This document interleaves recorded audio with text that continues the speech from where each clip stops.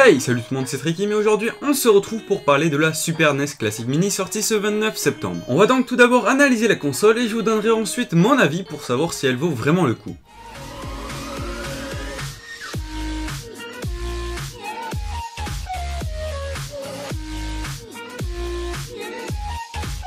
Le design. Pour commencer, on va donc parler du design qui est très ressemblant à celui de la console originale. Pour les proportions, ce sont les mêmes, même si bien entendu la SNES Mini est beaucoup plus petite que la SNES la plus ancienne. On retrouve tous les petits détails esthétiques tels que le logo de la SNES en haut à droite, la certification que le produit est bel et bien un produit de chez Nintendo en bas à gauche et le port pour cartouche ainsi que le bouton éjecte bien qu'il ne soit pas fonctionnel sur le nouveau modèle puisque tout simplement les jeux sont directement intégrés dans la console. Pas la peine de forcer donc pour faire marcher les deux derniers outils que je viens de vous citer, vous casserez votre console et ça serait un petit peu bête. Bon, évidemment les boutons Power et Reset sont bien fonctionnels et encore heureux parce que dépenser pas loin de 100 € pour une console qui ne s'allume pas, je vois pas trop l'intérêt à part pour les purs collectionneurs. Ensuite au dos de la console on retrouve un port micro USB et un port HDMI. Et pour finir, au niveau des manettes, maintenant ce sont les mêmes que les originales, elles ont les mêmes dimensions mais le port pour les brancher est totalement différent de la SNES des années 90. Les jeux disponibles. Bon, maintenant pour parler des jeux disponibles, ils sont au nombre de 21 et comme je l'ai dit tout à l'heure, ils sont déjà préinstallés dans la console. Du coup, pas de cartouche contrairement à l'ancien modèle. Pour les jeux, je ne vais pas tous les citer, mais on retrouve la plupart des gros titres sur la console tels que les Mario, The Legend of Zelda, A Link to the Past, Final Fantasy 3, etc.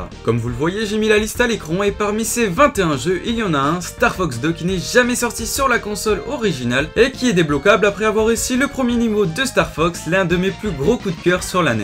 D'ailleurs, en parlant de coups de cœur, je pense ouvrir une série de vidéos où je vais vous présenter des jeux plus ou moins connus et peut-être même des consoles qui m'ont énormément plu personnellement. Pour revenir au thème de la vidéo, sachez qu'il est possible de sauvegarder ces parties de jeu et j'en connais des heureux suite à cette nouvelle là.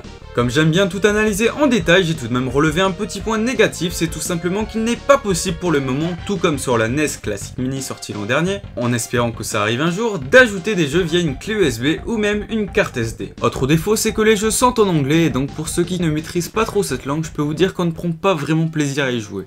L'installation et l'interface. Bon, déjà vous allez pas être étonné si je vous dis qu'au moment où on ouvre la boîte, on reçoit une bonne vague de nostalgie dans la tronche. En tout cas, je pense que c'est le cas pour ceux qui, comme moi, avaient déjà la Super Nintendo des années 90. L'installation est très simple, 2 câbles à brancher et c'est fini.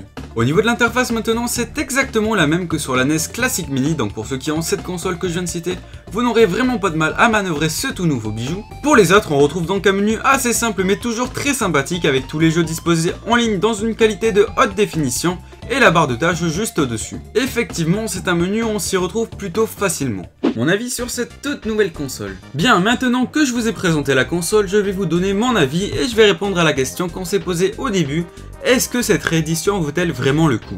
Alors déjà pour commencer, je pense que Nintendo a vraiment eu une super idée en remasterisant ses anciennes consoles et c'est un pari plutôt réussi pour moi car les nouvelles générations ne connaissent pas forcément ces anciennes consoles et le fait de les retrouver dans les vitrines pour certains, ça apporte énormément de nostalgie aux anciens joueurs et ça permet donc aussi aux plus jeunes de découvrir le rétro gaming. Pour 80 € environ, vous avez donc une console, 2 manettes pour jouer en multijoueur avec vos amis et 21 jeux, ce qui est je trouve plutôt raisonnable, même si vous allez me dire qu'il y a des émulateurs permettant de jouer à tous ces jeux gratuitement.